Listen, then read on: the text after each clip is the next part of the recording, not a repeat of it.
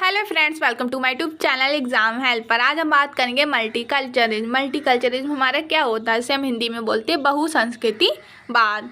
तो देखते हैं हम हमारा बहुसंस्कृतिवाद क्या होता है, इसका अर्थ क्या है, किस वर्ड से मिलकर बना है। तो सबसे पहले हम बात करेंगे मल्टीकल्चरिज्म, जिसका हिंदी में हम क्या बोल सकते हैं, एक से अधिक संस्कृतियाँ।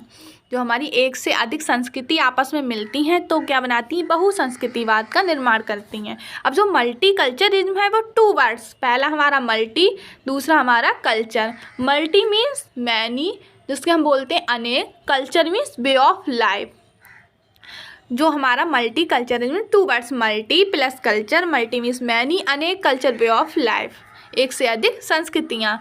अब बात करते हैं हम नेक्स्ट पॉइंट देखते हैं हमारा कि इस प्रकार इसका अभिप्राय है कि अनेक प्रकार की संस्कृतियाँ जो साथ साथ होते हुए भी अपना अलग अलग अस्तित्व, अपनी अलग अलग पहचान बनाए रखती हैं। जो हमारी अनेक प्रकार की संस्कृतियाँ हैं, बहुत सारी अपनी अपनी सबकी अलग अलग संस्कृतियाँ हैं, वो एक साथ तो मिल जाती हैं लेकिन फिर भी उनका अस्तित्व और उनकी पहचान अलग अलग होती है। अब देखते हैं हम हमारा नेक्स्ट पॉइंट। जैसा कि हम जानते हैं कि हमारा देश भारत एक बहुविधि है। हम सभी जानते हैं हमारा जो भारत देश है वो बहुविधि, इसमें बहुत सारे अलग अलग संस्कृति और अलग अलग संस्कृति के लोग आते हैं और कक्षा में छात्र तथा शिक्षक विभिन्न संस्कृति से आते हैं। जो हमारा विद्यालय है, विद्यालय की कक्षाओं में जो छात्र पढ़ते हैं और जो शिक्षक हमें पढ़ाते हैं वो क्या, उनकी अपनी अपनी अलग अलग संस्कृति होती है, अलग अलग कल्चर होता है, तो वो अलग अलग संस्कृति से आते हैं। इसका मतलब हम कह सकते हैं कि हमारा भारत बहुसंस्कृति देश है। मतलब इससे हम निकाल सकते हैं जो हमारे विद्यालय में बहुत सारे संस्कृति के लोग आते हैं आपस में, तो वो विद्यालय हमारे भारत में स्थित है, जिससे हम बोल सकते हैं। ऐसे बहुत सारे विद्यालय भी हो सकते हैं, समाज भी हो सकता है जिसमें अलग अलग संस्कृति के लोग होते हैं, और ये सब मिलकर ही हमारा क्या भारत बना है। और भारत तो हम बोल सकते हैं कैसा, बहुसंस्कृतिक देश है हमारा, जिसमें बहुत सारी संस्कृतियों के लोग रहते हैं आपस में। अब इसी बहुसंस्कृति के उद्देश्य में उन्होंने कहा, आचार्य भट्टराज ने स्वयं एक लेखन समाकील भारत, जो आचार्य हमारे हरहरि भट्टाचार्य हैं, उन्होंने कहा है स्वयं के लेखन, इन्होंने मतलब स्वयं एक लेखन लिखा था समकालीन भारत में।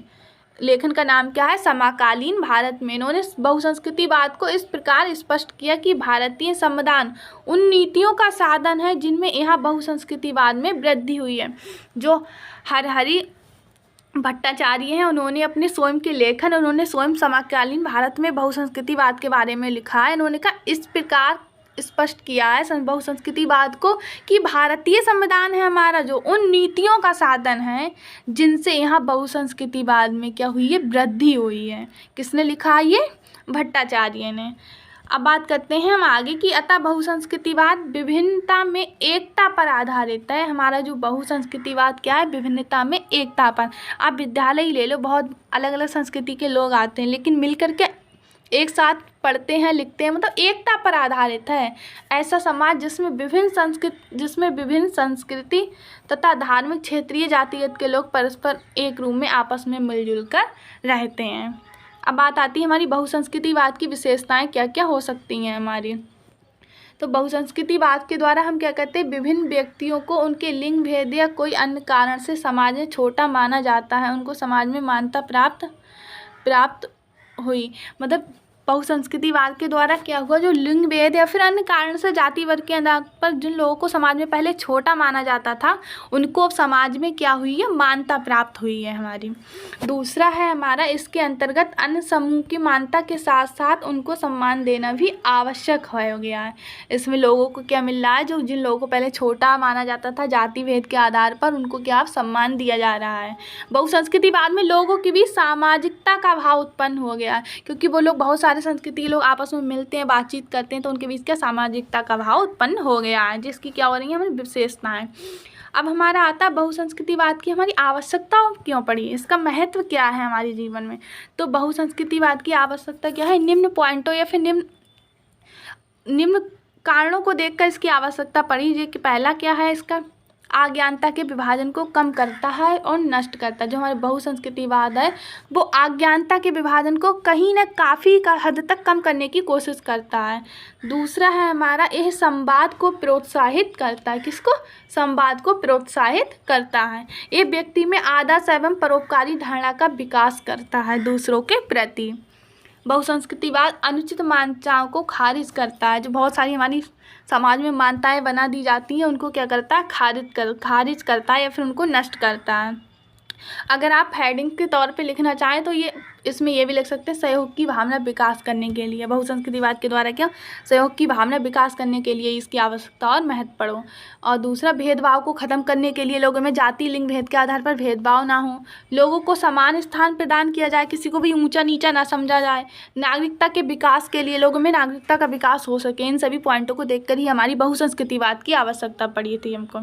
अब दूसरा टॉपिक है हमारा डेमोक्रेटिक एजुकेशन। जो हमारा डेमोक्रेटिक एजुकेशन है उसके बारे में हम देखेंगे। लोकतांत्रिक शिक्षा क्या है, एक शैक्षिक आदर्श है हमारा। जो हमारी लोकतांत्रिक, इसका डेमोक्रेटिक एजुकेशन का हिंदी अर्थ होता है लोकतांत्रिक शिक्षा, जो क्या हमारा एक शैक्षिक आदर्श है जिसमें लोकतंत्र हमारा, मतलब जो डेमोक्रेटिक है इसको हिंदी में कहते हैं लोकतंत्र, वो हमारा क्या है, लक्ष्य, और शिक्षा क्या है, एक तरीका, मतलब एजुकेशन या फिर शिक्षा क्या है, हमारा एक तरीका है।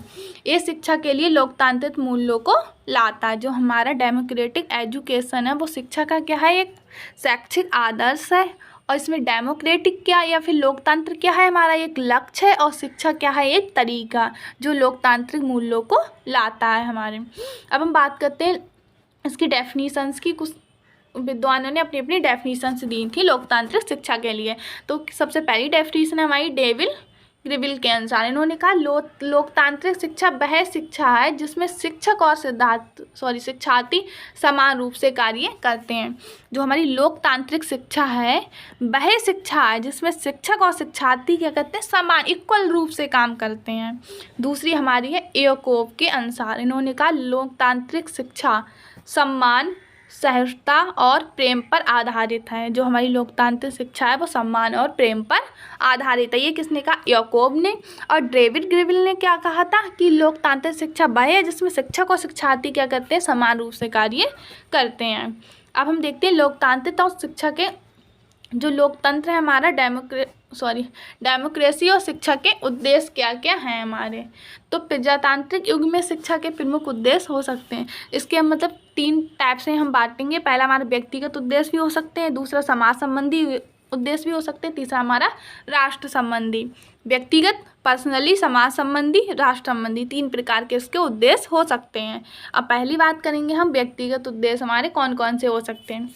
व्यक्तिगत उद्देश्य में क्या हो सकता है, हमारा शारीरिक विकास का उद्देश्य, मानसिक विकास का उद्देश्य, चारित्रिक विकास का उद्देश्य, आध्यात्मिक विकास का उद्देश्य, व्यक्ति का सर्वांगीण विकास का, आत्मनिर्भरता की वृद्धि, बहुत सारे हो सकते हैं हमारे व्यक्तिगत उद्देश्य। अब बात करते हैं हम समाज संबंधी उद्देश्य क्या क्या हो सकते हैं इसके। समाजवादी समाज की धारणा, सामाजिक दायित्वों के प्रति जागरूकता या क्रियाशीलता, जन शिक्षा की व्यवस्था। अब राष्ट्र संबंधी उद्देश्य की बात करेंगे तो हमारा क्या है, राष्ट्रीय एकता का विकास, कुशल नागरिकता का विकास। आप चाहें तो सबको एक साथ भी लिख सकते हैं, लेकिन इसमें पॉइंट बाई पॉइंट लिखेंगे तो बेटर है। ऐसे हमारा पहले व्यक्तिगत उद्देश्य, फिर समाज संबंधी उद्देश्य, फिर हमारा राष्ट्र संबंधी उद्देश्य। अब यहाँ पे एक छोटा सा शॉर्ट नोट लिया है हमारा, टेक्स्ट बुक क्या होती है, पाठ्य पुस्तक क्या होती है। तो पाठ्य पुस्तक क्या है, पाठ्य पुस्तक दो शब्दों पाठ एवं पुस्तक से मिलकर बना है, जिसमें पाठ्य शब्द का अर्थ हमारा क्या है, पठन योग्य या पढ़ने योग्य, और पुस्तक शब्द का अर्थ है ऐसी वस्तु से जिसे ज्ञान प्राप्ति हो, और इस प्रकार पाठ्य पुस्तक का आशय ऐसी पुस्तक से है जो पढ़ने व पढ़ाने योग्य। देखो जो पाठ्य पुस्तक है वो हमारे 2 शब्द पाठ एवं पुस्तक से मिलकर बना, जिसमें पाठ शब्द का अर्थ है वो हमारा पठन योग्य या पढ़ने योग्य, और जो पुस्तक शब्द है इसका अर्थ है एक ऐसी वस्तु जिसे पढ़कर ज्ञान की प्राप्ति हो सके। पाठ पढ़ने योग्य, पुस्तक ऐसी वस्तु जिसे पढ़कर हम ज्ञान की प्राप्ति हो सके। अब दोनों को जोड़ेंगे तो पढ़ने व पढ़ाने योग्य ऐसी चीज़ वो क्या कहलाएगी, पुस्तक। अब इसकी डेफिनेशन दी है। पहली डेफिनेशन इसकी हैरोलिकर के अनुसार इन्होंने कहा है, पाठ्य पुस्तक ज्ञान, अनुभवों, भावनाओं, विचारों एवं प्रवृत्तियों व मूल्यों का संचय का साधन है। जो ज्ञान है उसमें पाठ्य पुस्तक है उसमें कोई व्यक्ति क्या करता है, अपना ज्ञान, अपना अनुभव, अपनी भावना, विचार, मूल्यों का ही तो संचय करता है। उन सभी को तो उसमें शो करता है, ज्ञान, अनुभव, भावना। तो ये क्या हो गया, दूसरी है हमारी बेकन के अनुसार। पहले क्या थी हमारी हाईली करके, इन्होंने क्या किया था, ज्ञान, अभिवृत्ति, भावना, विचार, इनको क्या करता है, संचय का साधन हमारी क्या है, पाठ्य पुस्तक। दूसरी है हमारी बेकन के अनुसार, इन्होंने कहा पाठ्य पुस्तक कक्षा प्रयोग के लिए विशेषज्ञों द्वारा सावधानी से तैयार की जाती। जो हमारी पाठ्य पुस्तक है वो क्या की जाती, कक्षा प्रयोग के लिए किन्हीं विशेषज्ञ होते हैं, जो टीचर होते हैं विशेषज्ञ या फिर सब्जेक्ट विशेषज्ञ होते हैं, उनके द्वारा सावधानी से तैयार की जाती हैं। फिर दूसरी डेफिनेशन है हमारी एल.जे. लेविस, उन्होंने कहा पाठ्य पुस्तकों को शिक्षक व छात्र दोनों के लिए क्या माना गया, हमारा साधन माना गया है। पहली हमारी हैरो लिकर की थी, उन्होंने कहा पाठ्य पुस्तक में क्या ज्ञान, अनुभव, विचारों, अभिवृत्ति व मूल्यों के संचय का साधन है। बेकन ने कहा पाठ्य पुस्तक कक्षा प्रयोग के लिए विशेषज्ञों द्वारा सावधानी से तैयार की जाती है। तीसरा हमारा एल.जे. लेविस, इन्होंने कहा पाठ्य पुस्तक को शिक्षक व छात्र दोनों के लिए हम क्या साधन मान सकते हैं। अब पाठ्य पुस्तक के टाइप की बात करेंगे हम, बहुत सारी टाइप हो सकते हैं। जैसे हमारी क्या है, पहली सामान्य पाठ्य पुस्तकें, पाठ्यक्रम पर आधारित पाठ्य पुस्तकें। तीसरी है हमारी संदर्भ पाठ्य पुस्तकें, प्रचलित पाठ्य पुस्तकें, ज्ञानात्मक पाठ्य पुस्तकें। उसके अलावा है अनुभव आधारित पाठ्य पुस्तकें, अनुदेशात्मक पाठ्य पुस्तकें, अवक्रमित अनुदेशित पाठ्य, मतलब बहुत सारी पाठ्य पुस्तकें हो सकती हैं, संदर्भित हो सकती है, प्रचलित हो सकती है, ज्ञानात्मक, अनुभव आधारित, अनुदेशात्मक हो सकती हैं या फिर अवक्रमित अनुदेशात्मक भी हो सकती हैं। ये हमारा टेक्स्ट बुक के बारे में थोड़ा सा टॉपिक था। उसके बाद में हम हमारा नेक्स्ट टॉपिक लेंगे एनसीएफ 2005 की विशेषताएं। जो हमारा एनसीएफ 2005 है, इसकी विशेषताएं काफ़ी बार पूछी गई हैं। तो जो सबसे पहले हम एनसीएफ 2005 के बारे में देख लेते हैं कि आखिर ये है क्या। तो जो हमारा एनसीएफ 2005 है, राष्ट्रीय पाठचर्या की रूपरेखा 2005, ये क्या एक ऐसा दस्तावेज है जिसमें ऐसे विषयों पर चर्चा की गई है जो कि बालकों को क्या और किस प्रकार से पढ़ाया जाए। जो हमारा एनसीएफ है उसमें क्या किया गया, ऐसे विषयों पर चर्चा की गई कि हम जो बालक को पढ़ाएं वो क्या पढ़ाएं और किस प्रकार पढ़ाएं। अब हमारा राष्ट्रीय पाठचर्या की रूपरेखा 2005 की जो राष्ट्रीय पाठचर्या की रूपरेखा 2005 है, उसकी उत्पत्ति हमारी कहाँ से हुई थी। तो इसकी उत्पत्ति के संदर्भ में हम बात करेंगे तो इसकी उत्पत्ति हमारी हुई है रविंद्रनाथ टैगोर के सभ्यता और प्रगति निबंध से हुई है। जो रविंद्रनाथ टैगोर है उनका एक निबंध है सभ्यता और प्रगति, इससे क्या हुई है, हमारी राष्ट्रीय पाठचर्या रूपरेखा 2005 की उत्पत्ति हुई है। अब जो हमारा एनसीएफ 2005 है, इसके प्रोफेसर क्या है, यशपाल की अध्यक्षता में तैयार किया गया है। जो एनसीएफ 2005 को क्या प्रोफेसर यशपाल की अध्यक्षता में तैयार किया गया। उसकी उत्पत्ति सभ्यता और प्रगति नामक निबंध से हुई है, जो किसने लिखा था, हमारा रविंद्रनाथ टैगोर ने। अगर हम इसका मेनली मकसद देखें इसका 2005 का, तो इसका क्या है, बिना भार के अधगम। तो इसी प्रकार इसमें लिखा है कि सूत्र बिना भार के अधगम, इसमें 4 भाषा कौशल की बात की गई, हमारा सुनना, बोलना, पढ़ना, लिखना। अगर आपको इसकी ट्रिक याद करनी तो सु बो पोली, सु मीस सुनना, बो मीस बोलना, पो मीस पढ़ना, ली मीस लिखना, सुबो पोली। अगर हम इसके सिद्धांत की बात करें, मेनली विशेषताएं पूछी जाती हैं, लेकिन इसमें थोड़ा बहुत हमने इसके बारे में बता दिया। तो इसका सिद्धांत क्या है, ज्ञान को बाहरी जीवन से जोड़ना। जो हमारा ज्ञान है उसको बाहरी जीवन से हमारे जोड़ना। फिर नेक्स्ट है हमारा पढ़ाई को रटन प्रणाली से क्या करना, मुक्त करना। जो हमारी पढ़ाई है उसको रटने पर जोर ना देकर बच्चे को समझने पर जोर दिया जाए। पाठचर्या पुस्तक केंद्रित ना हो, बाल केंद्रित हो, बच्चों को ध्यान में लेकर ही बनाया जाए। विद्यालय में दी जाने वाली शिक्षा को विभिन्न प्रकार की गतिविधियों से जोड़ा जाए। जो हमारी विद्यालय में शिक्षा दी जा रही है उसको हमारी विभिन्न प्रकार की बाहरी गतिविधियों, सामाजिक गतिविधियों से जोड़ा जाए, ताकि बच्चा चीज़ों को आसानी से समझ सके। फिर है हमारा राष्ट्रीय मूल्यों के प्रति आस्थावान विद्यार्थी तैयार करना। जो हमारे राष्ट्रीय मूल्य उनके प्रति आस्थावान विद्यार्थी तैयार करना। अब बात आती है इसकी विशेषताओं की। तो इसकी विशेषताएं कौन कौन सी हो सकती हैं। सबसे पहला क्या है, हमारा समावेशी वातावरण तैयार करना। जो एनसीएफ 2005 की विशेषता थी, हमारा समावेशी वातावरण तैयार करना। दूसरा थी हमारे बाल केंद्रित शिक्षा प्रणाली अपनाई जाए, बालक का सर्वांगीण विकास हो, मातृभाषा में शिक्षा दी जाए बालकों को, और पाठचर्या का जो बोझ है वो कम किया जाए, और जो कि हमारी ग्रेडिंग सिस्टम पर बल दिया जाए। बालक का सर्वांगीण विकास किया जाए, मातृभाषा में शिक्षा दी जाए, समावेशी विद्यालय तैयार किया जाए, पाठ्यचर्या का बोझ कम किया जाए, और जो हमने सिद्धांत बताए उनको भी कहीं ना कहीं विशेषताओं में हम लिख सकते हैं। जैसे ज्ञान को बाहरी जीवन से जोड़ा जाए, बाल केंद्रित शिक्षा हो, ये सब क्या इसके अंदर आ सकती हैं। अब हमारा नेक्स्ट टॉपिक है हिडन करिकुलम। जो हमारा हिडन करिकुलम है ये क्या होता है? छुपा पाठ्यक्रम या फिर आदर्श पाठ्यक्रम। आदर्श पाठ्यक्रम पर दृष्टि डालने से स्पष्ट होता है कि आदर्श पाठ्यक्रम एक ऐसा पाठ्यक्रम है जो किसी अध्ययन मंडल, विद्यालय, बोर्ड या राज्य अधिकृत रूप से स्वीकृत नहीं होता है। जो हमारा हिडन करिकुलम है वो क्या है? ऐसा करिकुलम है जो किसी राज्य, मंडल या विद्यालय द्वारा स्वीकृत नहीं है। ना तो इस प्रकार के पाठ्यक्रम को किसी प्रकार का वैज्ञानिक या फिर वैधानिक दर्जा प्राप्त हुआ है। मतलब ये वैध नहीं है। जो आदर्श पाठ्यक्रम है वो उसको ना तो किसी बोर्ड द्वारा स्वीकृति मिली है, ना ही किसी प्रकार का वैध पाठ्यक्रम है, और ना ही कोई अपनी मर्जी से क्या करता है इसको पढ़ना या सीखना चाहते, इसकी मर्जी से सीखना चाहते। लेकिन विद्यालय तथा कक्षा शिक्षण के दौरान शिक्षकों द्वारा अप्रत्यक्ष रूप से स्वयं ही प्राप्त कराया जाता है।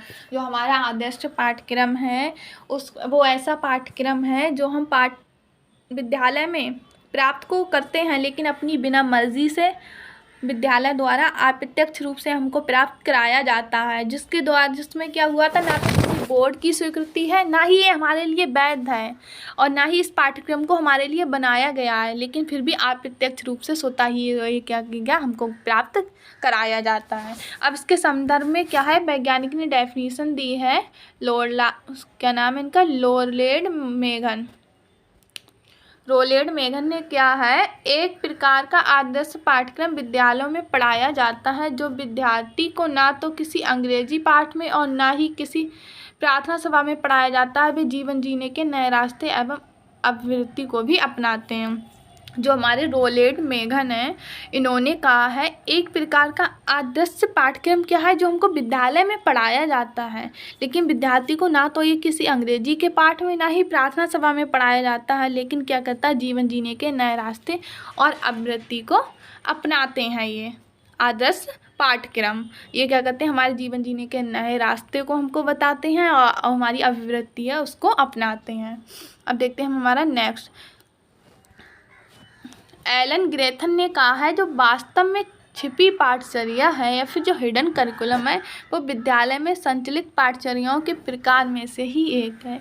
उन्होंने कहा है जो विद्यालय में पाठक्रियाएं संचालित हो रही हैं, कहीं ना कहीं हिडन पाठचर्या है या फिर हिडन करिकुलम है, वो उन्हीं के ही प्रकार है एक।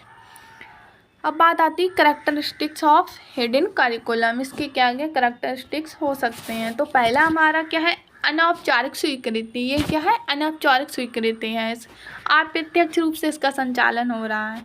क्यों? वह सामाजिक मूल्यों का विकास हो रहा है कहीं ना कहीं इसके द्वारा।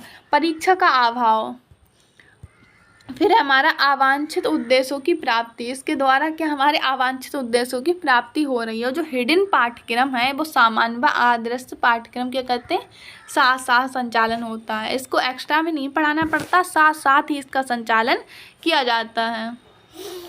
अब कुछ अगर निष्कर्ष की बात कर लें इसके, तो क्या है, हमारी छिपी पाठचर्या का भी अस्तित्व होता है। इसका कहीं ना कहीं इसका कुछ तो रोल होता है, किंतु कभी कभी लोग इसके बारे में जागरूक नहीं होते। अतः सरल शब्दों में छिपी पाठक्रिया छुपी हुई इसलिए है क्योंकि यह पूर्व नियोजित नहीं है। सही बात है, जो छिपी पाठक्रिया है वो इसलिए छिपी हुई है क्योंकि ये पूर्व नियोजित नहीं है। इसको पाठ्यक्रम में बच्चों को पढ़ाने के लिए नहीं रखा गया है। अर्थात जब पाठ के लिए योजना बनाई जाती है तो इसे नज़रअंदाज कर दिया जाता है। जब आप पाठ के लिए योजना बना रहे हैं तो उसको नज़रअंदाज कर दिया जाता है, फिर भी ये अप्रत्यक्ष रूप से कहीं ना कहीं बच्चों तक पहुँच ही जाता है। Thank you.